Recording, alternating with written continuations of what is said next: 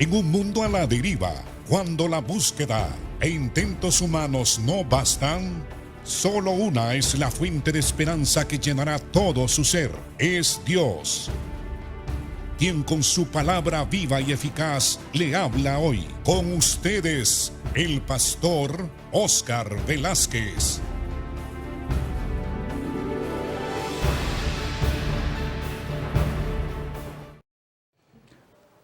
Dios les bendiga, hermanos. Es un privilegio para mí hablar de la palabra del Señor a usted que está en su hogar o quizás en otro lugar. El asunto es que el Señor nos ha enviado a predicar el Evangelio y estamos cumpliendo ese mandato divino. Cuando el Señor dijo, después de la resurrección, id por todo el mundo y predicad el Evangelio a toda criatura. Y no solamente habló del mensaje, sino del resultado del mensaje en aquellos que creen y no creen. Porque dijo, prediquen el Evangelio a toda criatura, el que creyere será salvo.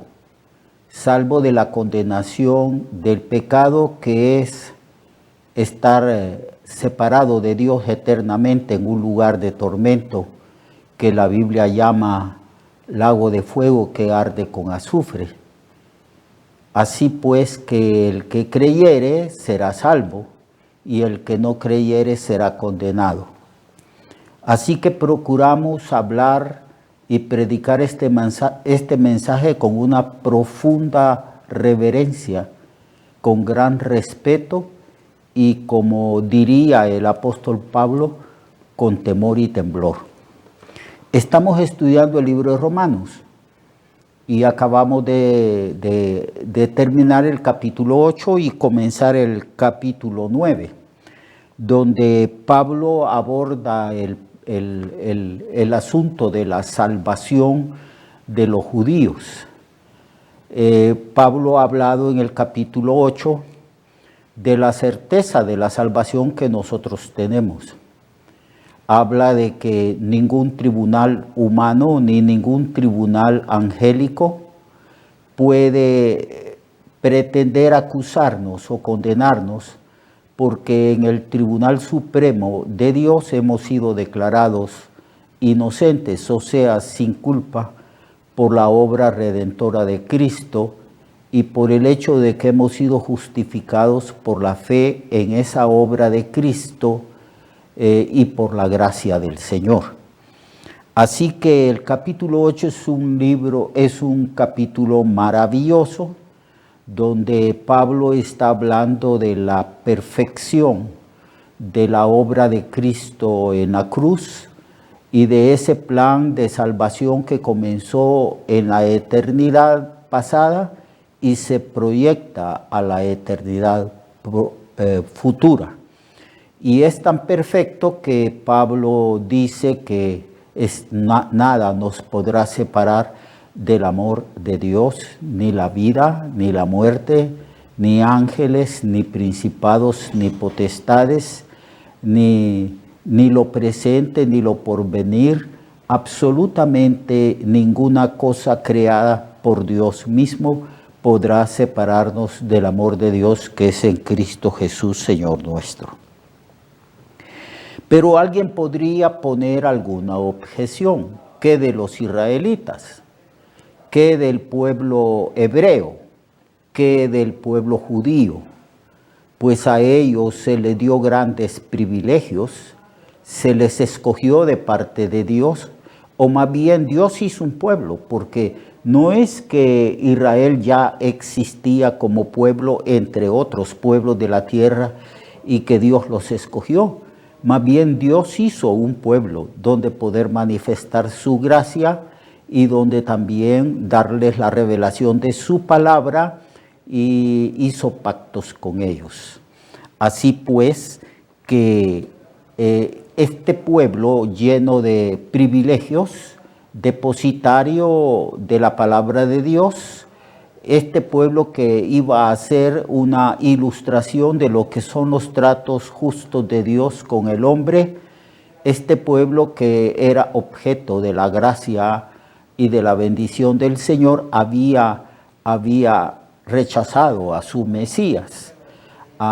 El Mesías había venido, a este pueblo se le había dado enormes promesas y privilegios, y aparentemente a causa del rechazamiento que ellos habían hecho de su Mesías y que lo habían crucificado, pareciera que la palabra de Dios, los pactos, las promesas y todo el trato que Dios había tenido con el pueblo había sido en vano. Cualquiera podría entonces pensar de que la palabra del Señor había fallado, que Dios no había cumplido sus promesas y que tampoco había cumplido sus pactos con el pueblo de Israel. Porque ahora vemos al pueblo de Israel en incredulidad, con dureza de corazón, rechazando al Mesías. El mismo Pablo rechazó al Mesías por un tiempo y persiguió a los cristianos y los forzaba a ir a la cárcel y también a blasfemar contra Cristo. Pero Cristo se le apareció, como ya sabemos nosotros, en el camino a Damasco y lo llamó para que predicase el Evangelio. Así pues, ahora Pablo aborda el problema de la salvación del pueblo judío, y cómo es posible que, habiendo participado de tantos privilegios, honores, el pueblo haya rechazado a su Mesías. Y el rechazamiento de su Mesías implicaba precisamente la pérdida de la salvación, o mejor dicho, la condenación del pueblo judío. Entonces Pablo aborda este problema, amados hermanos y hermanas, en el capítulo 9, 10 y 11 del libro de Romanos. Así que les pido a ustedes que Dios nos dé a todos, a mí y a ustedes, sabiduría para poder entender los tratos que Dios tuvo con el pueblo de Israel, la actitud negativa del pueblo de Israel, porque fue un pueblo que Dios lo calificó duro de cerviz, rebelde, un pueblo que había endurecido su corazón, un pueblo al cual Dios dice que extendió sus manos hacia él todo el día. Era un pueblo contradictor, era un pueblo que no se sometía al señorío de Dios. Entonces Pablo dice así: verdad digo en Cristo, no miento, y mi conciencia me da testimonio en el Espíritu Santo, que tengo gran tristeza y continuo dolor en mi corazón, porque deseara yo mismo ser anatema, separado de Cristo por amor a mis hermanos, los que son de mis parientes según la carne. Pablo está diciendo que tenía un continuo dolor y también tristeza a causa de la ignorancia y de la dureza del corazón del pueblo de Israel.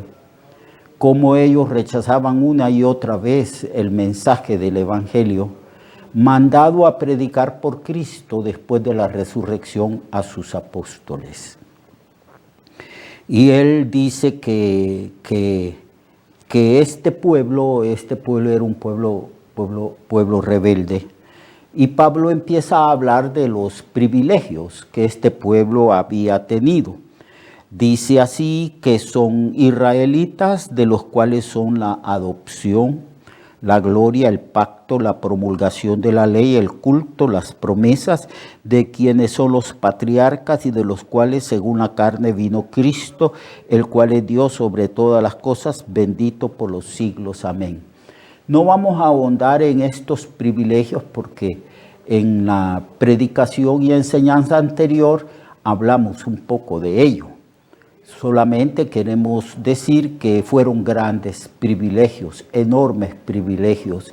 Dios habló varias veces al pueblo de Israel y diciéndole: ustedes son un pueblo muy especial para mí.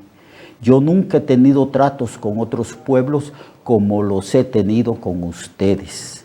Ustedes son mis hijos, ustedes son mi pueblo escogido, mi especial tesoro. Eso era así, y también se compara al pueblo de Israel como la esposa de Dios, la esposa de Jehová. La esposa que muchas veces fue infiel a causa de la dureza del corazón del pueblo de Dios. Bien, entonces Pablo tiene que hacer frente a unas objeciones que se pronunciaban o se formulaban frente a la predicación de la salvación por gracia. Entonces muchos judíos y no judíos decían, bueno, ¿y entonces qué? ¿Y el pueblo de Israel? ¿Por qué es que el pueblo de Israel no ha aceptado a su Mesías? ¿Por qué lo ha rechazado?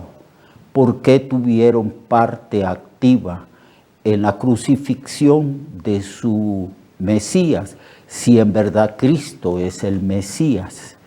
Y entonces surgían preguntas, surgían objeciones y problemas de tipo teológico respecto a los tratos que Dios había tenido con Israel. Esto era necesario, amados hermanos, que Pablo lo abordara y que Pablo lo explicara. Y por eso es que tenemos estos 3 capítulos, 9, 10 y 11. Es un problema teológico y es un problema complejo. Y Pablo trata de explicar las razones por qué el pueblo de Israel había rechazado al Mesías. Y también trata de explicar que la salvación solamente era una salvación para un remanente fiel, para los hijos de Abraham, pero los hijos de Abraham que seguían las pisadas de fe de Abraham. No era un asunto de que por ser descendiente de Abraham y de los patriarcas, ellos iban a ser salvos simplemente porque descendían de una raza, la raza hebrea o la raza judía o la raza de los israelitas, sino que era necesario comprender de que no todos los israelitas son el verdadero Israel y que no todos los israelitas iban a ser salvos, sino un remanente fiel que había creído a Dios de la misma manera como Abraham había creído a Dios.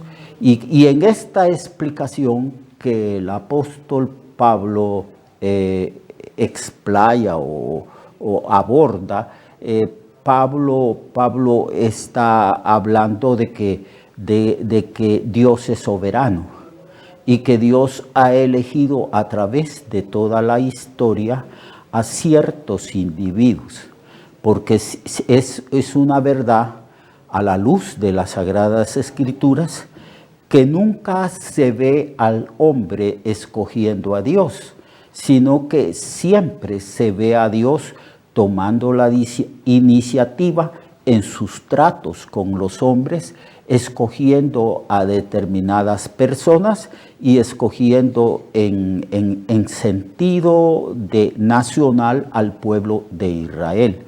Pero nunca vemos que es el hombre quien escoge a Dios, sino que es Dios quien toma la iniciativa. ¿Recuerdan ustedes, pues, las palabras que el Señor pronunció delante de sus discípulos, casi al final de su ministerio y de su estadía con ellos? Les dijo, vosotros no me elegisteis a mí. Y estas son palabras de Cristo, de Dios mismo que se hizo humano y habitó entre nosotros. De ese Dios veraz que no puede mentir. Y les dice a todos sus discípulos, ninguno de ustedes me eligió a mí. Yo, dijo el Señor, os elegí a vosotros para que vayáis, para enviaros. para que ustedes lleven fruto, por supuesto se refería al fruto espiritual, específicamente o primariamente al asunto de la predicación del Evangelio y al establecimiento de la iglesia, para que llevéis fruto, para que vuestro fruto permanezca.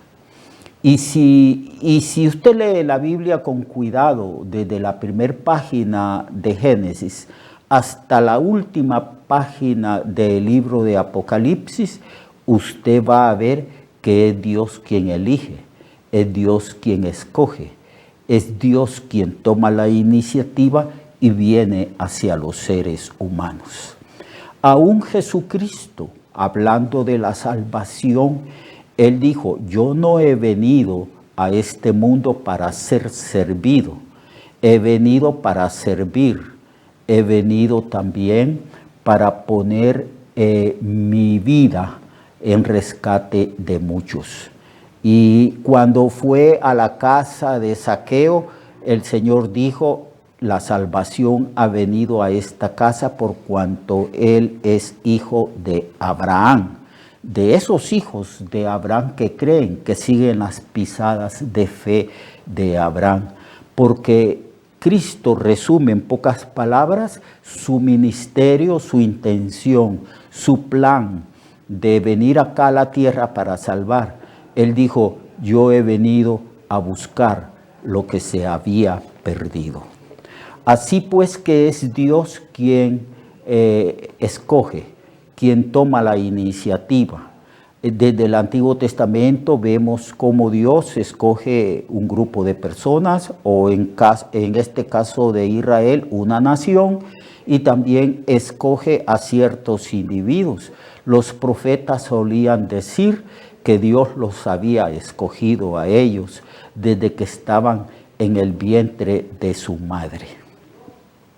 Así que este asunto de la escogencia de ciertos individuos para que conozcan a Dios, para que hagan una labor específica en el reino de Dios y para que disfruten de la salvación eterna, es un asunto divino. Es un asunto de que Dios es soberano en todos sus actos y que Dios estableció un pacto desde la eternidad para salvar y para cumplir los detalles de su plan, su propósito y sus designios. Así que Dios es totalmente, plenamente soberano. Y la soberanía de Dios incluye todas las cosas. Estas cosas que estoy hablando de la soberanía, es necesario hablarlas para poder entender estos 3 capítulos, 9, 10 y 11. Así que la soberanía de Dios incluye no solo las acciones de los individuos que son controladas por Él, sino todas las acciones de toda la creación de Él. Las acciones libres de los hombres también de ninguna manera pueden obstaculizar el plan y el propósito de Dios. Siempre Dios ha tenido adversarios, opositores, pero nadie tiene el poder de cuestionar, o sí podría cuestionar, pero nadie tiene el poder de impedir que el plan de Dios se lleve a cabo. No olvidemos que el Señor dice que Él es el Dios Todopoderoso. Él dice que para Él ninguna cosa es difícil. En tercer lugar, Dios es justo en todos sus actos, así que Él en su acción, en su manifestación de su soberanía, Él siempre hace lo que es justo, lo que es de acuerdo a sus características, a su naturaleza, a sus atributos. Él no puede hacer de ninguna manera ninguna injusticia, aunque allí en el capítulo 9 y 10 hay individuos que objetan, que insinúan o hablan directamente diciendo de que Dios es injusto. Es imposible que Dios sea injusto. Él no puede negarse a sí mismo. Él es un Dios perfecto en todos sus atributos y en su naturaleza misma. En cuarto lugar, Dios acepta y rechaza al que viene a Él por medio de la fe. Dios nunca rechaza a nadie, así que toda persona que oye el Evangelio y que es persuadido por el Espíritu Santo de que Jesucristo es el Mesías, el Salvador del mundo, y que cargó sobre su cuerpo los pecados de nosotros, que resucitó al tercer día y que fue exaltado a la diestra de Dios Padre, todo individuo que cree en este mensaje, en estos hechos salvíficos de Cristo, si cree en Cristo y él dice yo recibo a Cristo, o yo creo en Cristo, o yo tomo mi decisión de recibir a Cristo, de creer en Él, de arrepentirme de mis pecados, entonces el Señor lo perdonará, le dará la vida. El que a mí viene, dice Jesucristo, yo no le echo fuera. Por supuesto, a la luz de las doctrinas del Nuevo Testamento, principalmente de la doctrina del arrepentimiento y del nuevo nacimiento, que también es la doctrina de la regeneración, nosotros sabemos que antes andábamos sin Dios, sin fe y sin esperanza. No teníamos conocimiento de Dios y estábamos bajo la potestad de Satanás.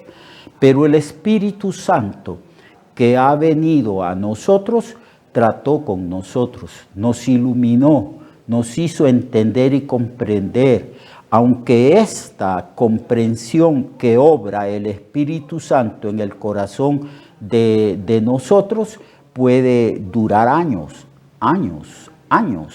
hasta que nosotros, siendo plenamente convencidos de que Cristo es el Salvador del mundo, el Espíritu Santo nos dio fe.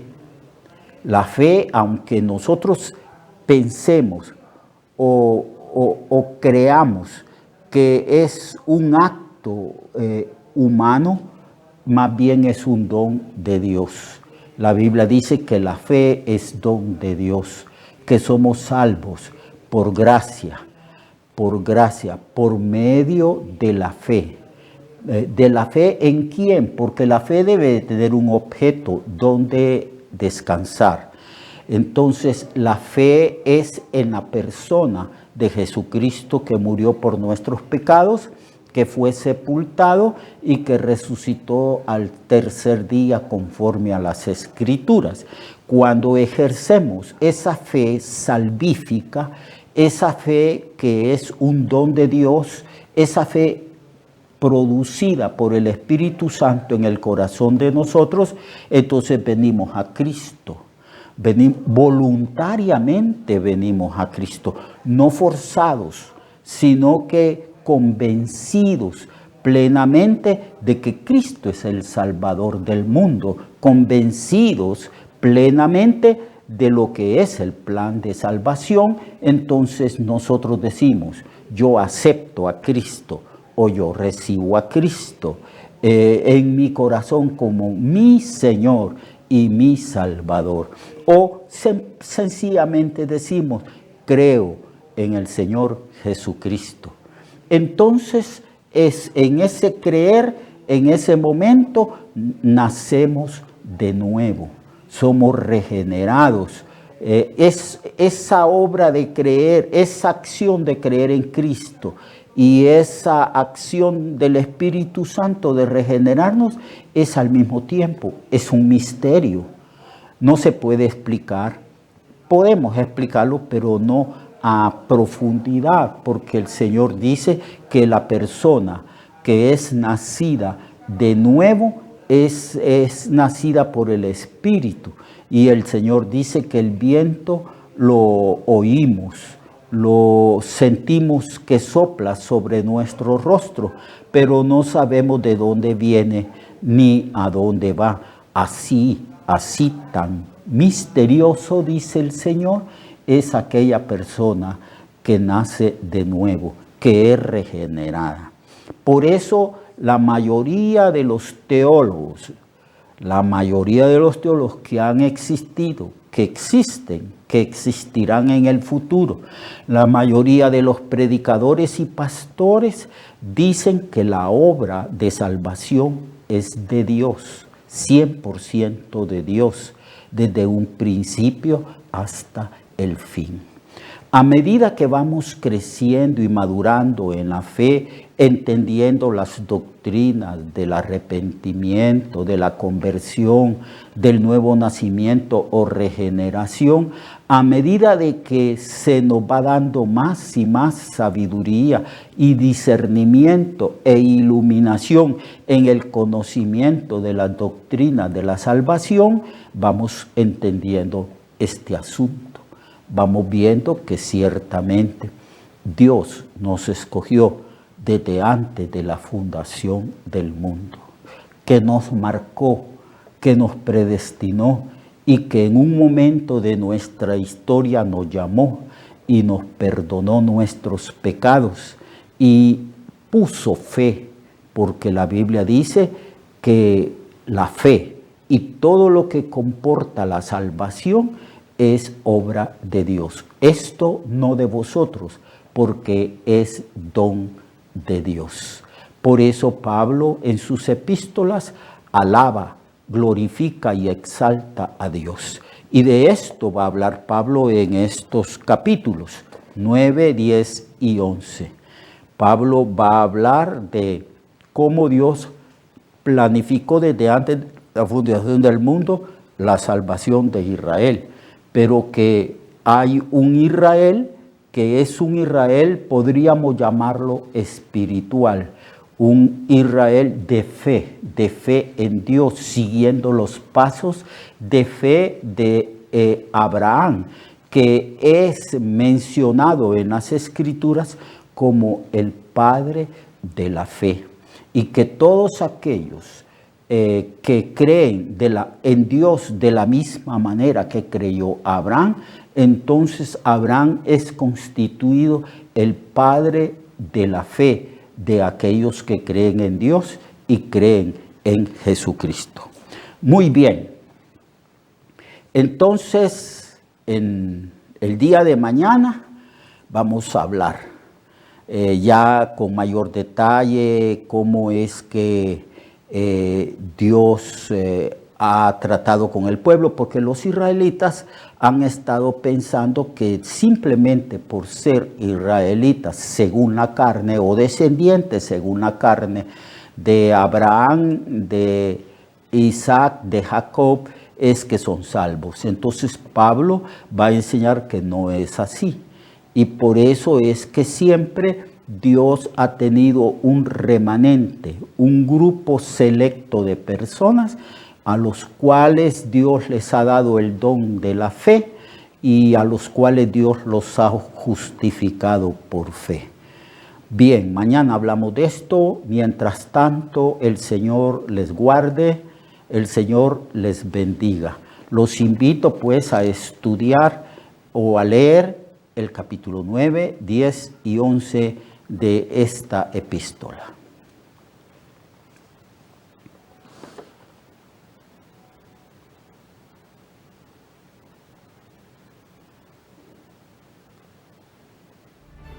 Recuerde que su vida puede cambiar y mejorar, porque la palabra de Dios es viva y eficaz, y más cortante que toda espada de dos filos. Hebreos 4:12. Nuestra oración y deseo es que esta palabra predicada lleve mucho fruto. Le esperamos en el próximo programa, a esta misma hora y en esta misma estación. Esta es una producción de Ministerios Reflexionarte, en colaboración con Cirkenu Network. Sus comentarios son bienvenidos. Escríbanos al correo reflexionartehn@gmail.com o al 504-9802-6186. 504-9802-6186.